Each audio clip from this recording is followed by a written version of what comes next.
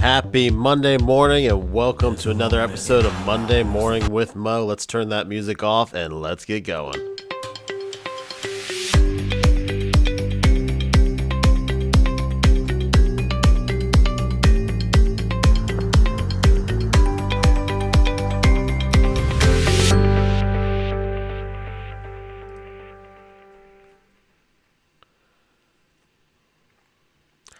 Top of the morning to you, and hello to my Monday morning crew, I guess we'll call you guys.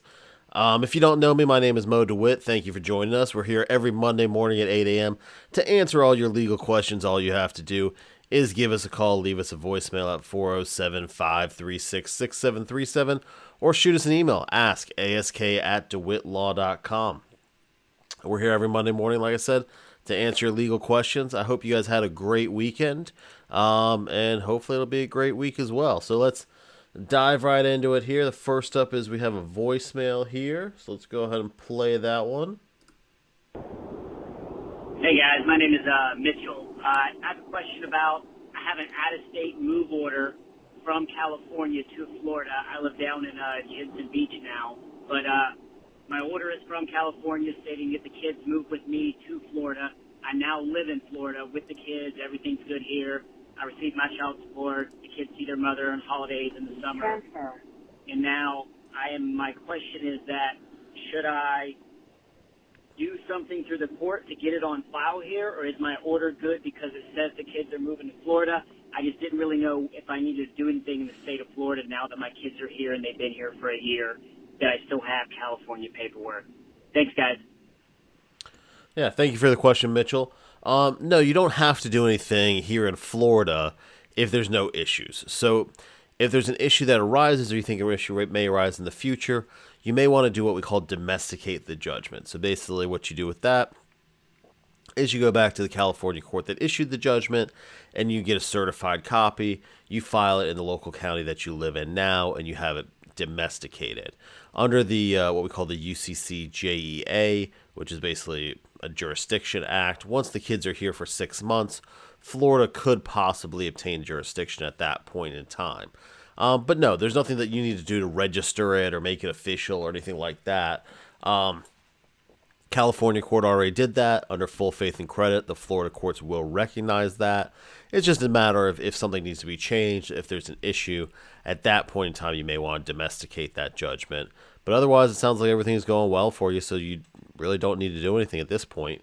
So you're good to go. Good to go there. So thank you for the voicemail. Like I said, you guys have voicemails out there. You can do what Mitchell did. Give us a call, 407-536-6737. Is that number on the screen? Yep, right there. Yep, just go ahead and call us anytime right now. Call us later. It's there 24 hours a day, 7 days a week, 365 days a year. And then we'll play your question on the show and answer it. So next up here, let's see. We have an email from Jenna. Jenna says, yesterday on my way to work, a young woman took the exit from Osceola Drive to World Drive. She was in the right lane, and as she exited, she slid quickly into the left lane. Sorry, didn't read that properly there. She slid quickly into the left lane. Problem is, I was there on my motorcycle, and I had to make the split-second decision to let her hit me, hit a sign, or swerve off the road and go down a hill. I chose to go down the hill, and I high-sided my bike, and now I'm in Orlando Regional Hospital. I have very significant injuries. Is there anything I can do, or am I stuck with my medical bills? Great question. So clearly you really weren't at fault for this accident. You were trying to avoid the accident. And essentially you were able to avoid the actual collision of the car, but the other person, sounds like they were driving carelessly or recklessly by switching lanes and essentially putting you in a position where either you had to hit them, hit a sign, or go down the hill. And so you took the best of those three options, essentially. So you could absolutely have a claim against this driver who was driving carelessly or recklessly. The part that I don't know, obviously, is whether the driver stopped or not. And so that can make things a little more difficult if the driver didn't stop. If they did not stop, then we'd have to look to see if there was any surveillance video in the area to see if we could possibly track them down and show that they were responsible for this accident. So that's where the tough part that comes into play. If we're able to locate them and find them, then you could certainly make a claim against their insurance for the injuries you sustained. You may also have a claim against your uninsured or underinsured motorist coverage, even if you can't find them. So if you explain exactly how this accident occurred, your UM coverage may still kick in there and help you with some of these medical bills. So if you have any questions about that, Jenna, give us a call. Happy to talk to you about it more. But yeah, you absolutely could possibly have a claim against the at-fault party here, or your your uninsured, underinsured motorist coverage as well. And if you are out there riding a motorcycle, I do absolutely recommend that you have coverage. Very important to have on motorcycles because motorcycles don't have that PIP coverage, which is up to the $10,000 in benefits if you do have to go to the hospital. So anything under four wheels doesn't have PIP or no fault coverage. So you get stuck with some pretty significant bills there. So hope you're doing better, Jenna. And if we can help you at all, just let us know. So next up here, get a little water there. Next up here, we have Mark. Mark says, I was working on some scaffolding, and as I was on it, the scaffolding rolled back and I fell 11 feet. I don't know if the locks failed or if someone unlocked the scaffolding as it had been secured. I broke quite a few bones and was in the hospital for a few days. Do I have any sort of claim here? And if so, who would I sue? Man, a lot of injury questions today, and significant ones too. So Mark, I hope you're doing okay. So there's a number of factors here. And so you were on the job. So if you were injured on the job, even if it wasn't the job's fault, if there was no negligence, in other words, you can have a workers' comp claim. So that's the first thing you want to look at is, see if you have a workers' comp claim, make a claim against the workers' comp insurance to make sure that they're paying for all your medical expenses. So that's the first part. Second part here is if there was negligence on the part of the overall contractor or whoever set up the scaffolding, you could have a possible negligence claim since the scaffolding essentially failed by rolling away from the building there, or whatever it was that you were on top of, I guess, or next to.